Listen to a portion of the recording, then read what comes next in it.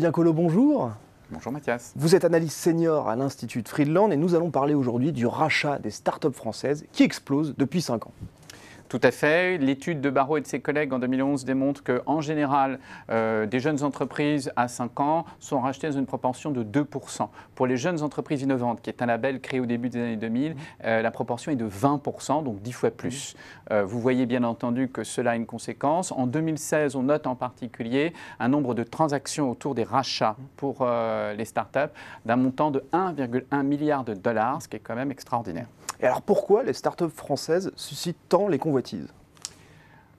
Les PME françaises, aussi bien que les grands groupes étrangers, sont très intéressés par nos startups pour plusieurs raisons.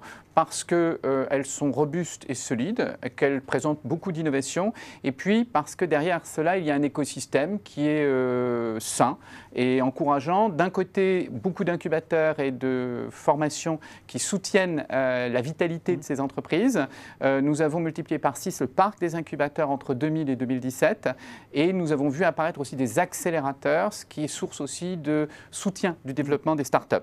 D'autre part, nous avons à l'intérieur de l'écosystème entrepreneurial français un véritable marché de l'investissement de la start-up qui s'est mis en place ces 20-25 dernières années grâce à BPI-France avec de belles actions qui essayent de mailler le passage de la start-up à l'ETI.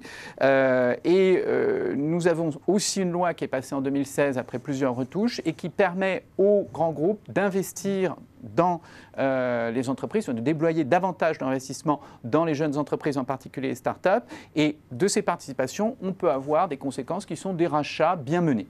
Mais alors ces rachats sont-ils une bonne chose pour l'économie ? Parce qu'on pourrait penser qu'une startup est destinée à devenir une PME, une UTI, le type d'entreprise dont on manque tant en France. Alors est-ce que c'est une bonne chose le rachat des startups ?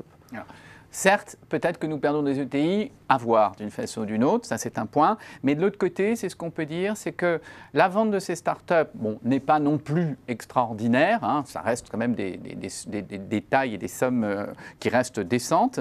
Et surtout, il y a de vrais apports, en particulier un apport de cash qui est réinvesti au sein de fonds. Vous avez vu par exemple que la génération des start-upers de la bulle Internet a créé des fonds comme Kimaventure, comme Jaina Capital, je ne vais pas citer les noms, vous les connaissez, mais aussi Isaïe Gestion qui incite les startups à racheter les parts qu'elles ont cédés, donc dans un mouvement précisément de récupération. C'est Pierre Kosciusko-Morizet qui est à l'origine de ça. Et puis vous avez aussi une nouvelle génération d'entrepreneurs qui a revendu et qui essaye de contribuer au développement de l'écosystème entrepreneurial en créant des espaces d'accueil et de développement comme la Station F, mais aussi l'École européenne des métiers de l'Internet. Alors justement, de ce point de vue, est-ce qu'on est en train de vivre un changement des mentalités par rapport au rachat de la start-up ? De fait, ce qu'on observe, et vous le verrez dans l'enquête que j'ai réalisée pour l'Institut Friedland et qui sera publiée en janvier-février, je démontre que dès la création, on a un taux de jeunes et de moins jeunes entrepreneurs qui pensent à ce rachat, mais comme perspective, ce qui a un impact quand même sur les modalités de pilotage de la start-up qui sont en train de changer. Donc à vous de découvrir la chose.